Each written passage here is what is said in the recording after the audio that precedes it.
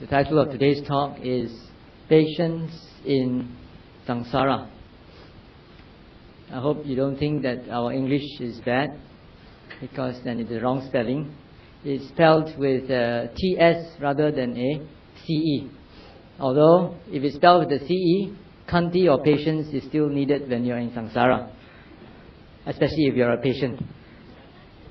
Now, this talk tonight is based on a very interesting sutta called Gilana Sutta from the Anguttara Nikaya, the book of trees, sutta number 22.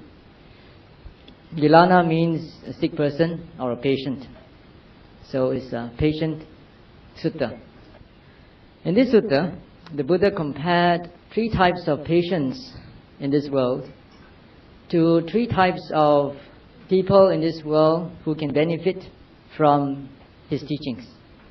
The three types of patients that he talked about are: one, a patient who, whether he can get suitable food, medicine or nursing, will never be able to recover from his sickness. The second type is one who will recover from the sickness irrespective of whether he gets good or suitable food, medicine or nursing. And the last type of person is one who will only recover if he gets the appropriate food, medicine and nursing. I will now explain in more detail these three types of patients. The first patient is one who cannot be cured whether he gets the appropriate conditions or not. I think we are very aware nowadays of people who suffer from terminal cancer, from heart disease and so forth. And you will see that there are people who are very rich, millionaires, wealthy people, who get cancer, and they can go to all extent to try to cure their illness. They go to see the best doctor in the world, the best specialist in the world. They take all the best medicine. They go for radiotherapy, for chemotherapy, and all sorts of therapy. And not only do they explore Western medicine, but they also do alternative medicine as well. As a last resort, they try urine therapy, qigong, yoga, tai chi, pranic healing, psychic healing, and so all sorts of healing in order to get well. But unfortunately for these sort of people, they can never get well. It's probably because of their karma, as we Buddhists would say. Muslims and Christians would say that it's the will of Allah, right? Or the will of God. Whatever it is, if one is able to arrive at a state of acceptance, accepting whether it is due to your karma, or whether it is because it's God's calling, Allah's will, if you can come to that stage of acceptance, you can die a peaceful death. The second sort of patient is one who can recover from that illness irrespective of whether he gets suitable food, medicine or nursing. You can see that in the streets. You go around the streets, you can see those beggars, people who are tigasuku. They are mentally off. You can see them going around in rags. They sleep on the road. They don't bathe often. They've got matted hair. They're very dirty and filthy. But you never hear of them catching a cold. They are more healthy perhaps than the millionaires. The millionaires, they have got heart disease. They've got too much cholesterol. They've got this and that. And then they will go on all sorts of diets. No oil diet, no fish diet, no meat diet. All sorts of diet just to be healthy. At the end of it all, at the end of the year, they go for the medical checkup. Their cholesterol has increased. Well, these people are in the streets. They don't even take care of anything. They are not even conscious of what is health food. And yet, they don't die, If they have any sickness, they can cure themselves, even though they cannot get any suitable food or medicine. This second sort of patient, I would say, is like the hell beings. As you read in the suttas, in the scriptures, they tell us that when a being falls into hell, he will be tortured and tormented. He may be put in the fire, he'll be burned, people will have spears poked through him, dogs will be running after him and biting him, crows will be pecking at him, he'll be chopped to pieces, but they will never die. They will have to go through all this suffering. They want to die, but they cannot die because they have not paid up their karma. So probably these people you see in the streets, these Aggacitta people who are mentally deranged, they have their karmic debt to pay. It's like living in hell on this earth itself, not another dimension. Talking about suitable food, medicine and nursing, we must also remember that there are many ways to cure a disease. From the Western medical point of view, diseases are caused by viruses and bacteria. But viruses and bacteria never existed to us Orientals. In Ayurveda medicine, in traditional Chinese herbal medicine, we don't talk about viruses and bacteria. What do we talk about? We talk about the imbalance of the elements. In Ayurveda, we talk about the imbalance of the elements in the body. Chinese also talk about imbalance of the elements as well as the blockages in the body because your qi cannot move through your body. People in India also have the concept of qi, they call it prana. And in Japan, they call it ki. So the concept of this psychic energy and this electromagnetic field within the human body is also prevalent in our Eastern cultures. So although they have a different basis, one basis is the killing of viruses and bacteria in order to cure diseases. And the other is to take food, suitable food and herbs in order to balance your body, to balance the elements in your body, to make your qi move in a way that removes all the blockages in your body. They also have their positive effects. They can cure a particular ailment depending on circumstances. Some people try Western medicine first, and after seeing that it doesn't work, they try Eastern medicine, and then it works, or vice versa. So when you want to say that the first patient is an incurable, you must explore all the possibilities first before you say that he's incurable. The third type of patient is one who can only recover if he gets the right medicine, right food, right nursing. You may try Western medicine, cannot work, so he tries Qigong therapy, he tries pranic healing, tries taking herbs, going on a special diet, and that eventually cures him of his disease.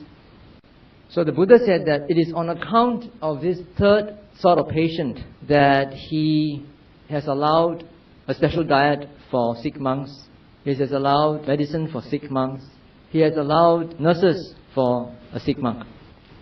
Let me elaborate on this, because in the Vinaya Pitaka, monastic rules and regulations for monks, monks are not allowed to ask for anything from someone who has not invited him to ask for the requisites, unless that person is related to him by blood. But there are certain exceptions. If a monk is sick, then he can ask medicine or food or anything from anybody. So there is one allowance that the Buddha has made. And the Buddha said that that allowance was made on account of this third sort of patient who can be cured only by suitable food and appropriate medicine. He has also made a special allowance for a nurse, a fellow monk, to nurse a sick monk. You have all heard of the story of the Buddha going around the monastery and meeting with a sick monk whom nobody wanted to take care of. That was because it seems that the monk didn't do anything for the community. He was probably a very introverted monk. Maybe he was very committed in doing his own practice, so he didn't help out in communal chores, and he kept to himself, a very reclusive sort of monk. So because of that, nobody wanted to take care of him when he was sick, so he was lying in his own filth. When the Buddha saw him, he was filled with compassion, and he asked Ananda to help him to clean up that monk, to change his clothes, and to nurse him. After that, the Buddha called the monks together and scolded the monks. He says, "Monks, you have left home, and you have neither mother nor father to take care of you. So who's going to take care of you when you're sick if you don't take care of one another?" Then he said, "Monks, those who would take care of me will take care of the sick. So you see that the Buddha was actually talking to monks, telling monks to take care of themselves. He's not asking monks to become male nurses and go to the hospital and take care of lay people. So this has been misquoted many times, as though monks are obliged to do social service, to go out and help people who are suffering. No, the Buddha was actually referring to monks. So on account of this third sort of patient, the Buddha has made all these allowances. However, the Buddha continued, on account of this third patient also, the other patients should be taken care of. They should also be nursed. Why should they be nursed? The Buddha did not tell the reason. He just ended there. If a person is incurable, what's the point of wasting your time trying to help him? The patient can cure himself whether he gets the right medicine or not. So why worry? Just leave him alone and eventually he'll cure himself. Just like the animals, the dogs and the cats. You see that when you're sick, they will stop eating. And they will go and eat some grass and they will vomit out. And they'll take a rest for a few days. They just go on a fast. And then you'll be well again. So the commentators tell us that there is a reason behind this. For one who is incurable, especially a monk, if he's just left alone like that, without being attended to, he would harbor thoughts of aversion towards his fellow monks. When he's dying, he would harbor the thought that, if they had taken care of me, I would have been saved, I would have recovered. But nobody took care of me, you see, so I'm dying now. And because of that grudge in his mind, after he dies, he would be reborn in an unhappy destiny.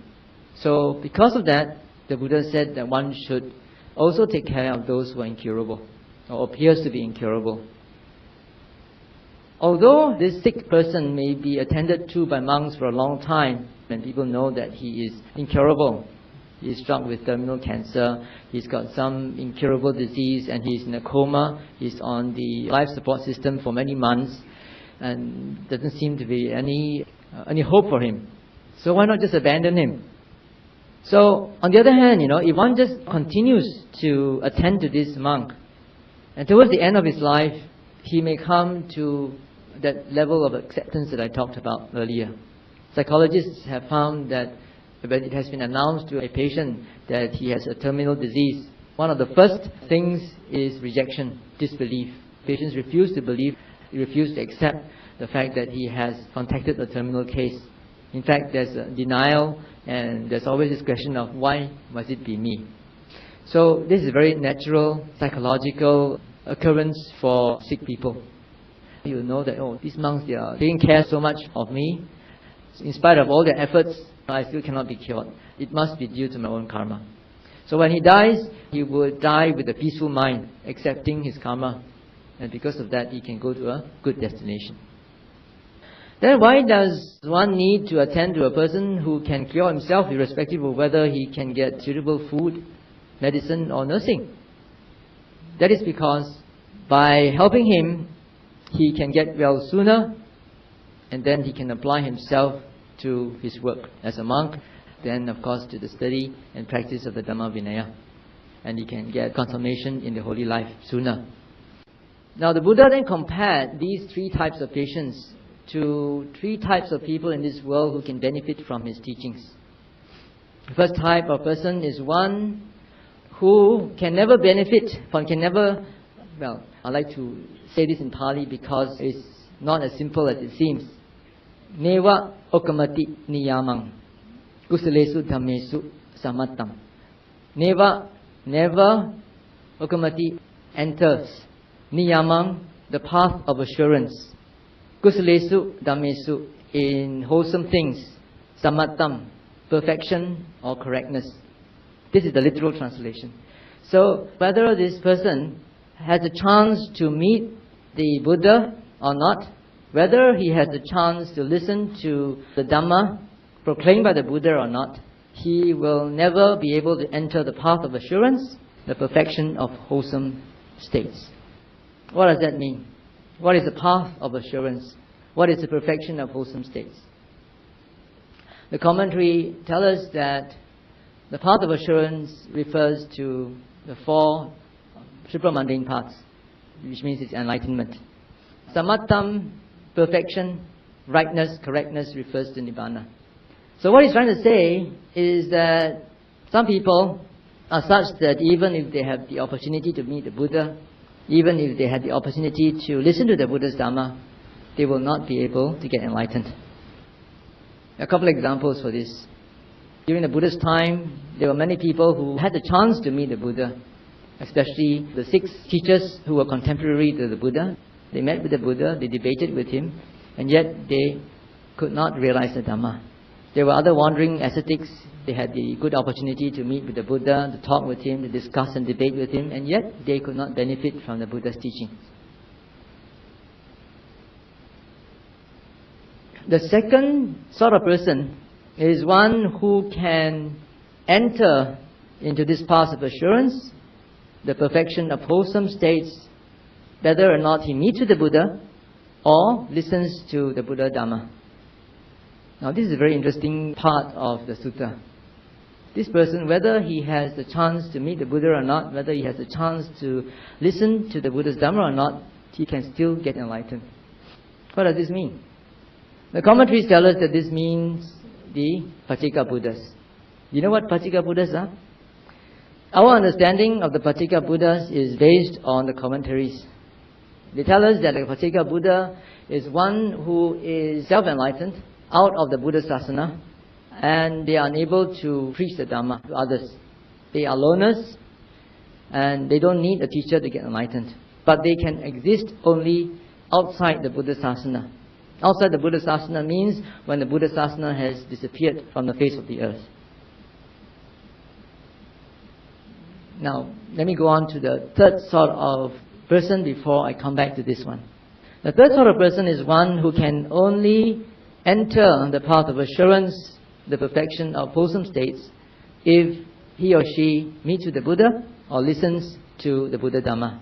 And the Buddha said that it is on account of this third sort of person that he gives Dhamma talks. Because if this third sort of person did not have the chance to meet with the Buddha, they would not get enlightened.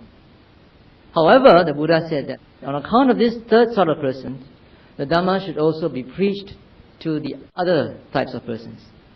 Now this is interesting, because when the Buddha says that the Dhamma should also be preached to the other sort of persons, the second sort of person is supposed to be a Pacceka Buddha. He's not supposed to exist when the Buddha is around. So what's the point of preaching to him when he's not around? So it's interesting because I was doing some research into this concept of Pacceka Buddha. In fact, there's a book that was written. It's called The Pacceka Buddha. The concept of the Pacceka Buddha according to the canon and the commentaries. It's not available, unfortunately, in Sukihotu. So I've done my own research. I must really thank the Vipassana Research Institute for coming up with a CD-ROM where we can get all the Tipitaka, its commentaries and sub-commentaries, so that now it's very, very convenient to do research. You just type in a word, search for Pacceka Buddha, and you can find all its occurrences in the whole Tipitaka. There are incredibly very, very few references in the suttas on Pacceka Buddha. And there's no particular sutta that tells us what a Pacceka Buddha is according to what we understand it to be now. As I said, our understanding of the Pacceka Buddha is based on the commentary. The commentary also takes its basis, its interpretation on one particular sutta in the Sutta Nipata called the Rhinoceros Horn. Have you heard of it? It's called Khagga Visana Sutta. The word Pacceka Buddha is not even mentioned in the sutta, but it talks about a particular recluse or a monk who likes to be alone, but there's no reference to a Pacceka Buddha. The references that we can find in the Pacceka Buddha can be found in the Anguttara Nikaya, book of 10, sutta number 16, called the Ahuneya Sutta, where the Buddha talks about who is worthy of offerings, who is worthy of hospitality. And then he says, these are the people who are worthy. The Sammasambuddha, 1. 2 is the Pacceka Buddha. Then the Arahants, the Anagamis, the Sakadagamis, the Sotapans, and the Chakravati. Chakravati is a universal monarch. Then in Velama Sutta, which I talked about several times since I was here the last occasion. Talks also about different grades of giving, the spectrum of giving, how great the karmic returns will be. Also, there's a grade according to attainment, starting from a worldling to a Sotapan, to a Sakadagami, to a Nagami, to Arahant, to Pachika Buddha, to Sammasambuddha, to the Sammasambuddha and the Bhikkhu Sangha, and so forth. Then in Isigili Sutta, the Buddha gave a long list of Pachika Buddhas who used to stay in a place called Isigala. It's called Isigala because Isi means hermit, Gala means swallow. It's a place where hermits are swallowed, because the Pachika Buddhas would just walk into the mountain and disappear. There are many of them. The whole list of Pachika Buddhas are named. But the Buddha did not mention anything about what these Pachika Buddhas were like when they existed. There is also a story of Taggarasiki Pachika Buddha mentioned in the Udana, chapter 5, Sutta number 3. It's called Suppa Buddha Kuti Sutta. Not Super Buddha, no, S-U-P-P-A. Suppa Buddha was actually a leper. One day he saw the Buddha surrounded by many people. They were surrounding the Buddha because he was giving a Dhamma talk. And when he saw the crowd from a distance, he thought, well, perhaps I'll go near and I might be able to get some food. As he approached the crowd, he saw that it was not a festival. They were just sitting there listening to the Buddha giving a talk. So he decided, well, since I'm here, I might as well sit at the fringe and listen to the talk. As he sat there, the Buddha was using his psychic power to assess the crowd and see who today has enough paramis to be enlightened. And then his wisdom fell on Suppa Buddha.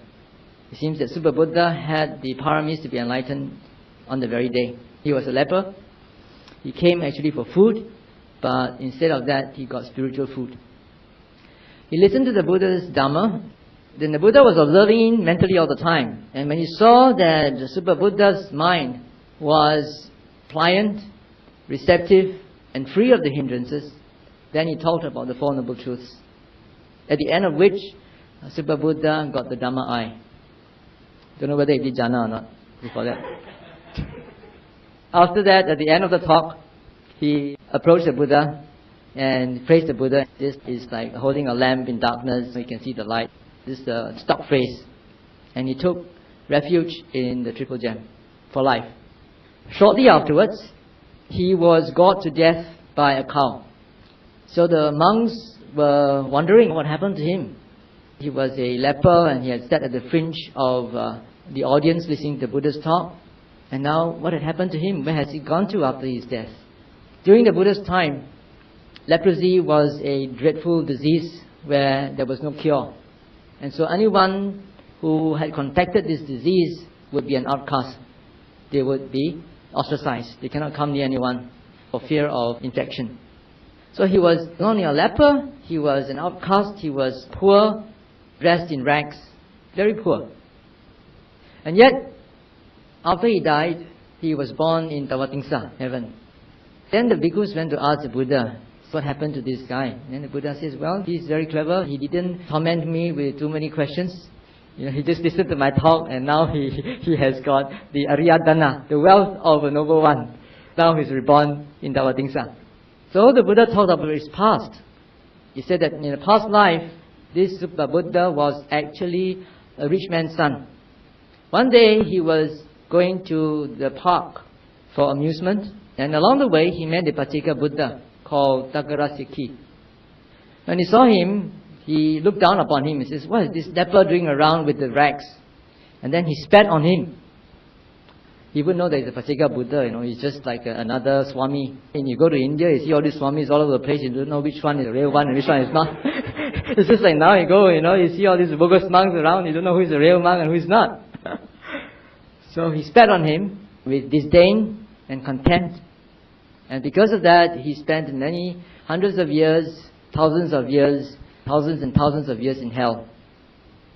After he came out from hell, because of the residue of his bad karma, he was born as a human being, but as a leper, poor, wretched, and miserable. but I don't know what good karma he did in the past to be able to have planted the seed of enlightenment. These are only the very sparse information that we have from the suttas about Pacceka Buddhas. They never really tell us exactly what you mean by outside the Buddha Sasana. But it's food for thought, because the Buddha said that on account of the third type of person who can only get enlightened by meeting with the Buddha or listening to the Buddha's talk, one should also give talks to the other types of person, the other two types, one who cannot benefit and one who can become enlightened, whether or not he meets with the Buddha or listens to the Buddha Dhamma. Right? Which means that there are such people around. According to this sutta, the implication is that outside the Buddha Sasana, which means people who have not heard of the Buddha Dhamma, if they are practicing by themselves somewhere, they have some past paramis where they might have heard the Dhamma before, perhaps in the past life, or they might have done some good deeds before in the past life. If they are meditating somewhere in the cave in the Himalayas, they could also become enlightened. They could also enter the path of assurance, the perfection of wholesome states. So this is food for thought, and also something that we should bear in mind so that we can keep an open mind. A lot of conflicts arise in the world among religions and among Buddhists because they always claim that theirs is the only way. Only they can get enlightened, nobody else can get enlightened. So you tend to look down upon others because they don't belong to your way of thinking. Now the question is, why must one give Dhamma talk to the first type of person? He's not going to get enlightened anyway. During the Buddha's time, there were a group of 6 monks, very notorious. And on account of them, we have got so many rules. Cannot do this, cannot do that. Because they are the ones who always misbehave themselves, and then the people will complain, the monks will complain, and then the Buddha will say, okay, from today onwards, you cannot do this, you cannot do that. After he laid down the rule, they will do something else. So that's why we have hundreds and hundreds, thousands of rules, minor rules, all on account of this group of 6 monks. And yet, the Buddha never asked them to disrobe. He had the compassion to keep them in the sasana, knowing very well that they are not going to get enlightened. No, they are still monks, they still listen to Dhamma talks, and there are many monks during the Buddha's time, who were not enlightened. Some of them helped to perpetuate the Buddha's Dhamma. Because after the Buddha got enlightened, as time went on, he gave more and more suttas. So the monks had to remember more and more things. So their duties actually increased compared to at the very beginning of the Buddha's ministry. For the first 60 arahants, after they had become arahants, the Buddha sent them away, say, you all should go on separate paths and spread the Dhamma that is beautiful in the beginning, the middle and the end.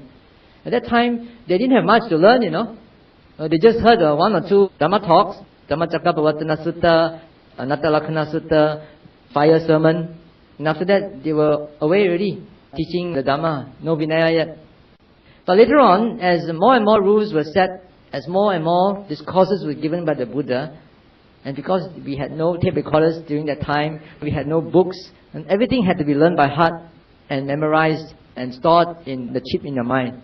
So these monks naturally were split into 2 groups. One is those who would remember the suttas to perpetuate the teachings. Until now, 2,500 years later, we still have the teachings with us because of these monks. So we shouldn't look down upon scholar monks, to say that you people just study and you don't know anything. How can you know whether your study is correct or not? Then we have another group of monks who are more inclined towards practice. They just listen to 1 or 2 talks and then they go to the forest and they just practice until they get enlightened. In fact, there's one sutta called Mahachunda Sutta. I forget in which Nikaya it is. Where Mahachunda Thera told the monks, he says, monks, you should not criticize one another. Scholar monks should not go around saying, what are these meditating monks doing? They use the word jhana, nijjhana, ujjhana, vajjhana, and all sorts of jhana with the prefix in the beginning to show that they are doing all sorts of thinking. What do they know? They don't know the Dhamma. They just do all this jhana thing. By the way, the Buddha also used the word jayata to mean to meditate. And then these scholar monks were criticizing the meditating monks. He says, what do these meditating monks know? They are just doing all the nijja, ujja and all the jhana. They don't even know whether what they are doing is correct or not. I think this is particularly true in certain Buddhist countries. For example, in Thailand, we have the forest tradition and we have the city monks. And maybe it grew out of the way the system was developed through the years. People got very disillusioned with city monks and the way they behaved, and too much stress being put onto the learning of theory, rote learning of the texts. So they split, and a group of them went to the forest and they just practiced. But it's very dangerous to practice without having a roadmap. One time, many years ago, we were in the US with Sadhu Pandita in 1984. So we rented a car, and our kapiya was driving us around with a roadmap and all. Still we got lost. I think the same thing will happen in KL also. If you have a roadmap, so you can get lost. What to say if you don't have a roadmap? Anyone can claim they have jhanas. Anyone can claim that they have got enlightened. Anyone can claim that they have stream entry. How do you know which one is the one that's got the real thing? We must have something to refer to check with.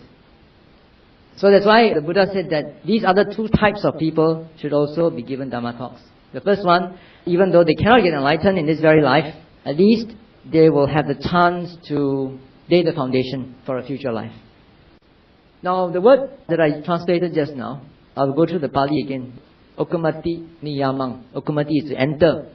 Niyamam is the path of assurance.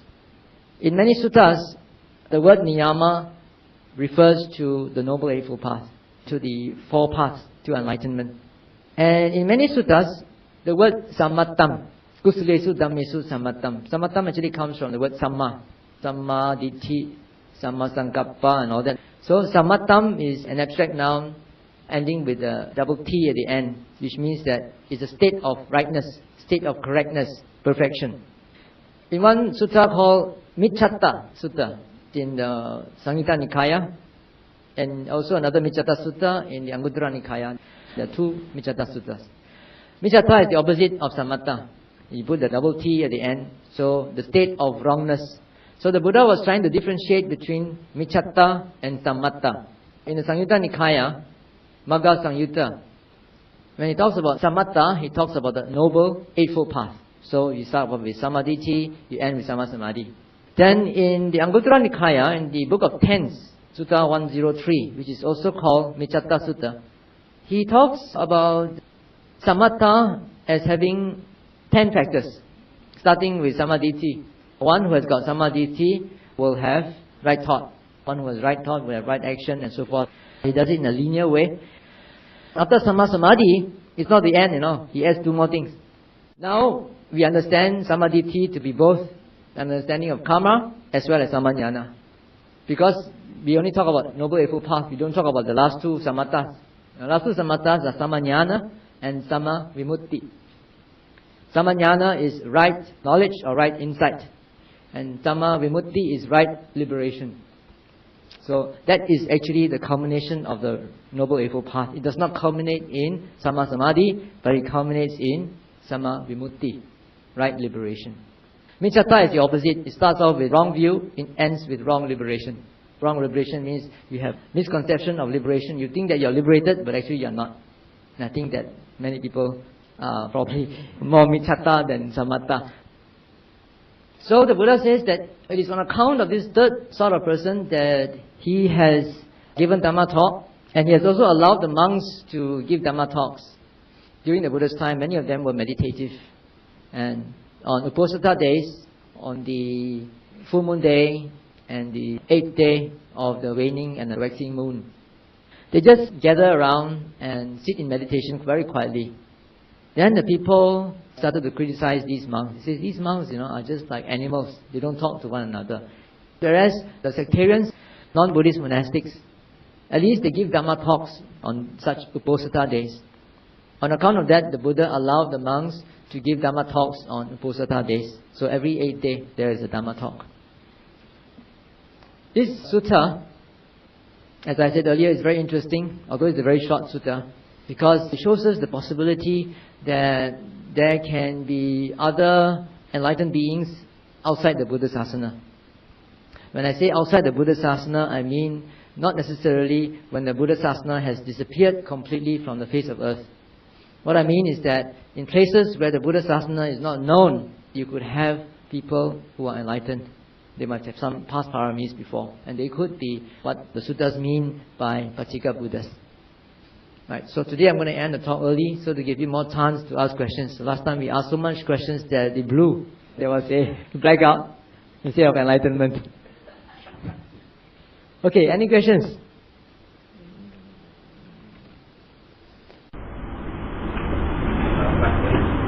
How do we know that we are enlightened? We see the light. That's a very subjective experience. Even the enlightenment experience is not really explained in the suttas. The Buddha always used a lot of negative terms to explain enlightenment, precisely because we cannot explain it through our vocabulary. I like to use two similes. One is the simile of a person who is born blind. Now we can see the sky. On a clear day, the sky is blue and is empty and void. Can you try to explain to a person who is born blind what the sky is like?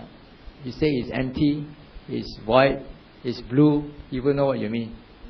So it's the same thing, for one who is enlightened, he tries to explain the enlightenment experience to someone who is not enlightened, who does not have the eye of wisdom. That person will not be able to understand. Another simile that I would like to use is that of a person who is colorblind. Now, if you look at this carpet in front here, it's got a nice design with different colors. It's red and blue, green, orange, pink, all sorts of color. You have a whole spectrum of colors there. Now, if a person who's born with an eye defect, he's a colorblind person, he stands in front of the carpet and asks you, he can only see black and white, and if you try to explain to him the different colors, he will not be able to understand. In the same way, we can only view things in terms of black and white. There is an existence or there is no existence. Either you are alive or you are dead. If you are dead, that means it's annihilation. If you are alive again forever, it's eternalism. Right? Or you are reborn again and again. There's always life. If there's no life, there must be death. But what is Nibbana? It's neither black nor white. It's neither existing nor non-existence. That's why the Buddha always will give a permutation. The Tathagata does not say that he exists after death, nor does he say that he does not exist after death, nor does he say that he neither exists nor not exists, nor does he say that he neither exists. No, I don't know the fourth one already. So, perhaps the enlightenment experience is not so important as the effects of the enlightenment experience. According to Buddhism, the effect of the enlightenment experience is that you will be purified completely of all defilements. So when you realize that you have got no more defilements in you, no more lobha, dosa, moha, no more attachments, no more displeasure in your mind, no more delusion, then you can be sure that you are already enlightened, that you are liberated. The question is whether we have scientific ways of measuring a person's state of enlightenment, Gillian photography or something like that. In fact, right now, if I'm not mistaken, the Dalai Lama is collaborating with a whole group of scientists in the United States to monitor the brain waves of people who are meditating, of very high lamas who have been practicing for many years. And they find that there is a difference in the brain waves of people who go into deep states of samadhi. But still, we cannot really determine when is the level of enlightenment that anyone is talking about. It's still subjective. Right? Even if you define a certain frequency. But how about something beyond that? So is Sai Baba just a magician, or would you consider him enlightened? As I said, the word enlightenment is very subjective. It also depends on which culture or which religion that you belong to. Different religions also use the word enlightenment. They may mean different things. The effect of the Buddhist enlightenment is that you are completely purified. I don't know whether Sai Baba is purified or not, but he certainly is a very powerful person. People have gone there before and they have felt the good vibes. And he does a lot of miracles also, which I think is definitely more indisputable than David Copperfield. Well, you can ask whether David Copperfield is a magician or whether he's enlightened. The question is, if a person has attained Sotapanna this life, will he still be considered Sotapanna the next life, and whether his knowledge of Magga and Phala will still be maintained? According to what I understand, mostly through the commentaries and through what my teachers tell me, because I haven't really done the research onto Sotapanna yet. And there's also another interesting thing, because what the commentaries tell us and what we see in the suttas are not always the same. It's not always the same. So that's why Venerable Ajahn Thanisaro, in his book on monastic code, volume 2, he says that since different meditation traditions cannot agree on what actually stream entry is, we cannot consider this as a factor for certain non-offense clause. If you are Sotapanna, you are not considered as having committed that offense because you are unable to commit that offense. So he says we cannot really use that as a determining factor, because now different meditating traditions have got different definitions of what Sotapanna is. As I said, from what I understand, mostly through the Visuddhimagga and through what my teachers tell me, is that a Sotapanna is a Sotapanna, and wherever you are, whether this life or next life, you are still a Sotapanna, and you can still have the experience of Phala. It might come spontaneously. There is a particular sutta, I forget what is its name. It talks about the factors of a Sotapatti Phala, a person who has attained the Sotapatti Phala. It says that when this person goes into isolation, into retreat, settles down and watches the phenomena, then he will calm down very quickly and he can see the arising and passing away of phenomena.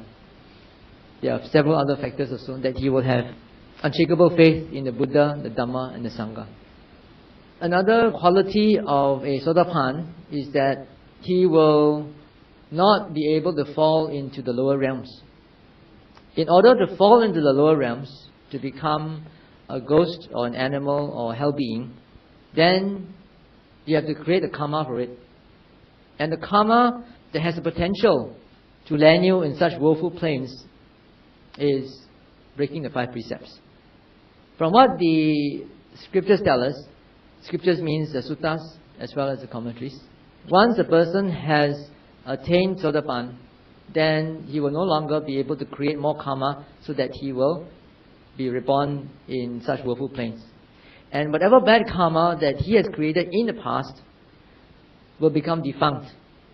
So this bad karma will not land him in the next life in a woeful plane, but they may also ripen in this very life, just like what happened to Venerable Mahamoggallana and many other arahants as well. So if you want to find out whether you are really a Sotapanna or not, see what's your own mind, see whether you can break the 5 precepts or not. It seems that the Sotapanna doesn't have to observe the 5 precepts because it's automatic. You observe only when it's not automatic and you have to make an effort to remind yourself to keep it. Well, you don't have to recite the 5 precepts, you are able to keep it within your heart. When you are conscious that you have broken the precept, you can immediately undertake to observe it again mentally. As Buddhists, can we practice pranic healing, Ayurveda, Reiki, and opening of chakra points? Earlier on, I told you about the first type of patient, and that we can only determine whether a person belongs to that category after having exhausted all possibilities of curing. And I also said that we should not restrict ourselves to the Western way of treatment, of medical treatment, because there are various ways of approaching the treatment of diseases. So these are also all geared towards health, physical health, pranic healing, Ayurveda, Reiki, and Qigong, yoga. There is no reason why Buddhists should not take part in such things for health reasons. As for opening of chakra points to improve one's spiritual development, this is something that is quite alien to Theravada Buddhists. Although this is practiced in, I think, Tantric Buddhism, in Tibetan Buddhism, and perhaps also some other Chinese Mahayana Buddhism. We do not know whether the Buddha actually taught about these chakras or not, but it's not in our scriptures. But remember that the Buddha taught us only a handful of leaves. And you can compare the handful of leaves in your hand to the leaves that are in the forest. You just go to Bukit Kasing or Bukit Kiara, see how much leaves there are in the forest. You don't have to go to the forest, you just take a handful of leaves, you go out to the nearest tree and you can see how much difference there is. The Buddha only taught us certain things that are very essential for us to get out of suffering. A lot of things He did not teach us. He did not teach us feng shui, all other stuff. But these things were already in existence during the Buddha's time, and you can find them listed out in Brahmajala Sutta, a whole list of them. Some of these arts are still being practiced today. Now, I suppose the thumb of rule that we can apply is that when we practice these things which are not stated in our scriptures, what is our intention? What is our motivation? Is it because we want to have good health so that we can practice better the teachings of the Buddha as enshrined in the scriptures? Or is it because of other things? We want power, fame, communion with a higher being, union with the Brahma, or whatever. So that's important, to find out what is your reason for participating in such things.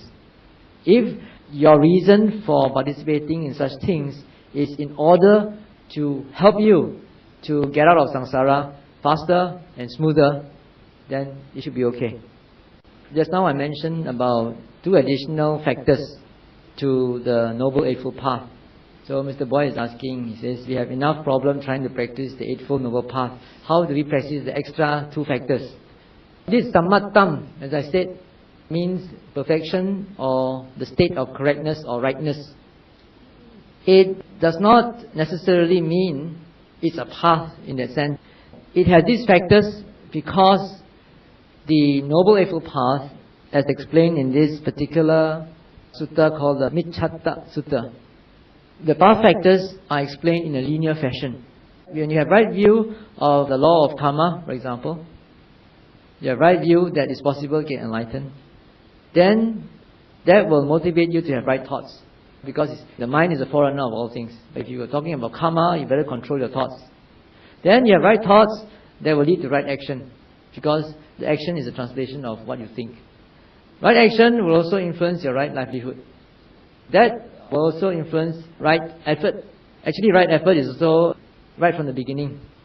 Since you have right view, then you need to have right effort to put that view into practice, to thoughts, to action, to your livelihood. Then you have right mindfulness. You need to be mindful, to have presence of mind, to be aware, fully aware of what you're doing every day. That also leads to right concentration. When you have right mindfulness, your mind is, as I explained the other day, right mindfulness has the function of a doorkeeper. It's guarding your senses. When you guard your senses, then you are not distracted so easily, your mind becomes concentrated. That's Dhamma Samadhi, right concentration. That's the end of Eightfold Noble Path. Now, if you just stop like that, some people might think that Samadhi is the end all. It's the end, right? You start from Samadhi, it's the linear process. From Samadhi, you go there and stop already. But it's not the end, actually. Samadhi is only an aid for the next 2. After you have Samadhi already, you have enough concentration, then you can penetrate the Dhamma. You can understand the Dhamma. When your right mindfulness and your right concentration are combined, and then you have an insight into the true nature of reality, that becomes Samanyana. Right knowledge. Right insight. Now, right insight is only mundane. You have right insight, you see, everything is rising and passing away, suffering is suffering. But you haven't got out of suffering yet. It's not liberation. So you keep on practicing from Samadhi, then you go to Samanyana. You got insight already. You mustn't be complacent. But then just say, I can already see rising and passing, so that's enough. No, you have to go beyond that. And beyond that means Sama Vimutti. And that is the end point. So, as I said, normally we don't have this Sama Jnana and Asama Vimutti. So we stop at Sama Samadhi. Right? So now what most of our teachers have done is that they have made this Noble Eightfold Path into a cyclic process. It's not linear anymore. After Sama Samadhi, you go back to Samadhi. Then they put Sama Jnana under Samadhi. Then when you have Samadhi, then Sama Vimutti occurs as a result. So actually it's the same thing, but it's an expanded explanation. What is the actual thing according to the Pali Canon? Did the Buddha explain it as linear? Or is it a cycle like we have been made to understand? In this particular sutta, called Miccata Sutta, in Anguttara Nikaya, Book of Tenths, Sutta number 103, the Buddha explained it linearly, from Samadhi until Sama Vimutti. Because after Sama Vimutti, there's nothing else you can do really. I mean, that is talking about liberation, about arahantship. So jnana will comprise all the Magga jnana, all the first, second, third, fourth Magga jnana, and Phala as well. And Vimutti is liberation, when totally liberated. So the question, if it is linear, then it's interesting because the Buddha put right mindfulness before right concentration, and then after that comes right knowledge, right insight. So how can that be put into practice? How does it apply then to the current practice of Samatha Vipassana? Okay, one thing that we have to understand is that the Buddha gave the discourses according to the audience. To the audience who were listening to this particular talk, they probably understood it better in a linear way. That's one thing. Second thing is that there's no contradiction because you still need samatha. In order to have samatha, you need to have sati. Mindfulness is essential for everything. In fact, there's one particular sutta where the Buddha says that I do not say that anyone can get samadhi without mindfulness. You must have mindfulness in order to get samadhi. Then from right mindfulness to right concentration, then you don't stop them. There's already samatha, right concentration. And then vipassana comes again under samajnana. Samajnana refers to all the vipassana insights as well as the magga insights. And then finally, sama vimutti, liberation itself. Well, the Buddha has defined samasati as the 4 foundations of mindfulness. When you talk about the 4 foundations of mindfulness, it doesn't mean that you have to practice all of it. You can practice one of them. And one of them is anapanasati. You are mindful of the breath going in and out. Then you can go to samatha. You can tranquilize your mind. Then you watch mental and physical phenomena. Then you can get samajnana. So it's linear in that sense. From right mindfulness, you can go to right concentration. But there are different grades of concentrations. You can have a very intense sort of concentration. You can have a less intense sense of concentration. And then from there, you can go to samajnana. In many suttas, the Buddha talked about developing the jhanas. And then after developing the jhanas, you develop the ayatanas. What the commentaries call the arupa jhanas. Actually, the word arupa jhana is not found in the canon as well. It's a commentator term. Why did the Buddha only confine the word jhana to the 4 rupa ones and not call them the arupa jhanas? That's also a good question. Do more research. Anyway, from sama samadhi, then there are different grades of concentration. And then from there, you go to samajnana. As I said, the Buddha encouraged his monks to do all the jhanas, do all the ayatanas, do all the psychic powers, fly in the air, go underground, and make yourself into many different bodies. After you have played around already, then it says, direct your mind towards the destruction of all the cankers. Just now, did the leper go through all this? It depends on the audience that he's talking to. As I said in many of my talks, he hardly talks about jhanas to lay people. The lay people who became anagamis is interesting to find out. Because we find that the stories about Chitta Upasaka and Upali Upasaka, they are anagamis and they go into jhanas, they practice it constantly. One wonders whether they attained this jhana first and then became anagamis, or after they became anagamis, their minds were so calm that they could do jhana very easily. This is not stated in the scriptures. Do more research. I haven't found it yet. It reminds me also of an interesting account of Sunlun Sayadaw. Have you all heard of Sunlun Sayadaw? Very famous Sayadaw in Burma. He was an illiterate farmer. And one day he just had an inclination to start to meditate. So he asked people how to meditate. So people say, you just watch your breath, in, out, in, out. So he did that. He didn't have a teacher, he did it on his own. He finished that, he said, what next?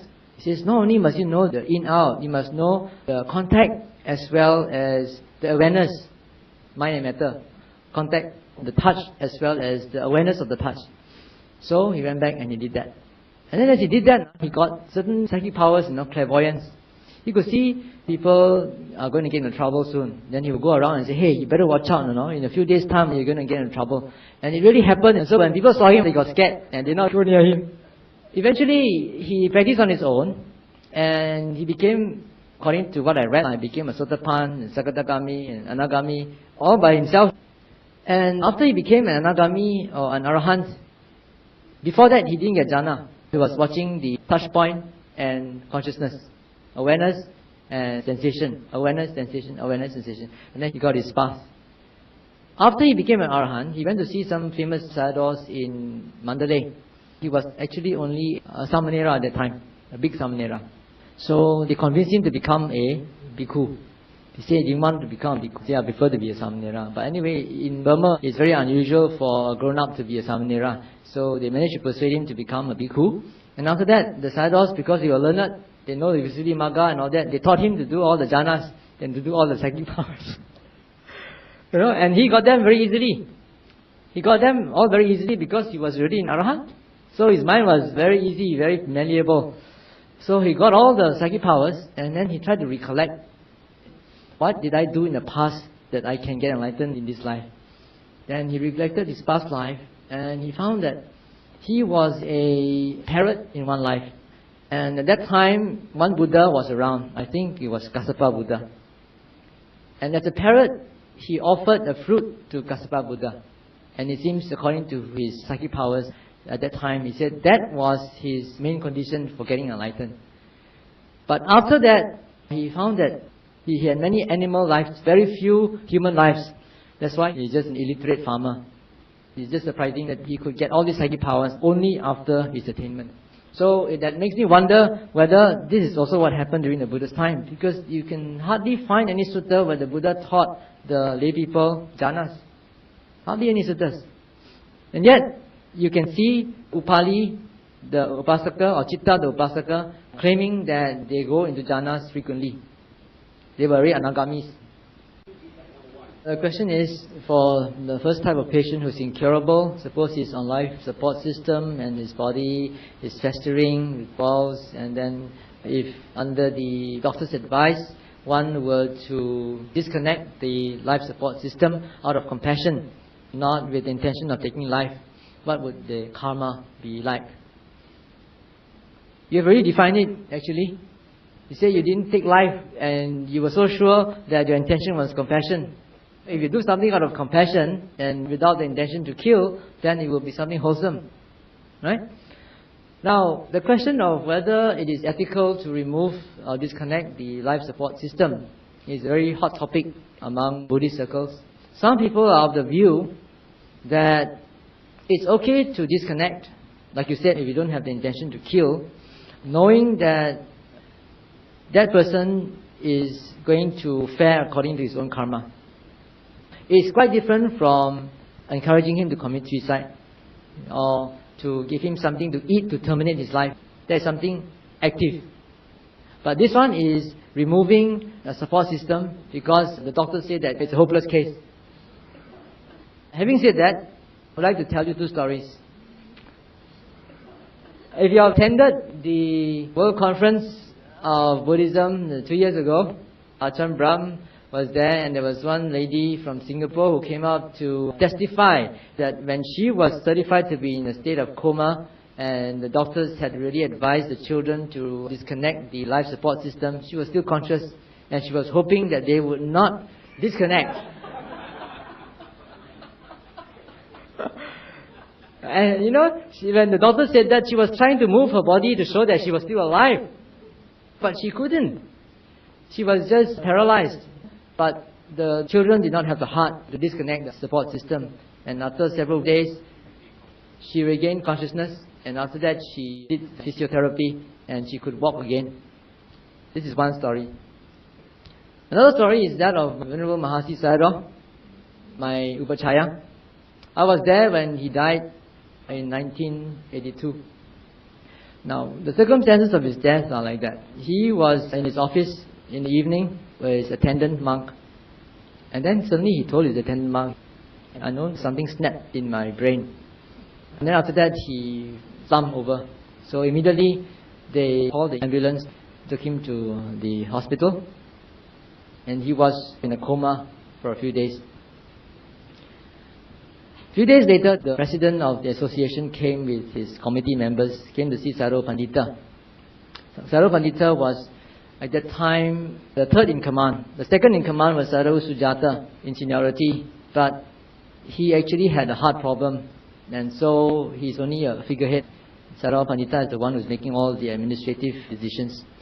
So the committee members came very tearfully and told Sayadaw Pandita to to give permission to disconnect the heart pacer, because they said the doctors had already advised them to do so. He's no longer conscious and he's only surviving because of the heart pacer. Now, we monks have Vinaya rules, and to terminate the life of a person consciously before the time is ripe is a parajika offense. That means you cannot become a monk again. So Sayadaw Pandita was quite taken aback. He said, how can you ask me to do such a thing? I can't give any decisions. Then the president says, the doctor has already assured us that there's no more consciousness. Then Sayadaw Pandita said, if there's no more consciousness, then it's okay. If, you know. He said, if there's no more consciousness, it's okay. So they took that as permission. So they went back to the hospital, brought back Mahati Sayadaw to the meditation center. They disconnected the electrical heart pacer, but they came with a manual heart pacer with a balloon. So there was a young doctor there pumping his heart from the hospital until the Mahasi center. Then the monks were all assembled, all the devotees were assembled in the hall. They carried him to the hall, and then in the presence of everyone, they slowly reduced the speed of pumping, and then they stopped. So after that, we took his body to clean it up. So 2 stories for you to consider. As I said just now, you actually defined your answer already. You said really with compassion, not with intention to kill. If you can really be sure that it's compassion and not because of the intention to get rid of something unsightly or get rid of a burden, then it's okay. The question is, even if it's out of compassion, who has the authority to take away another's life? One school says that you are not taking his life.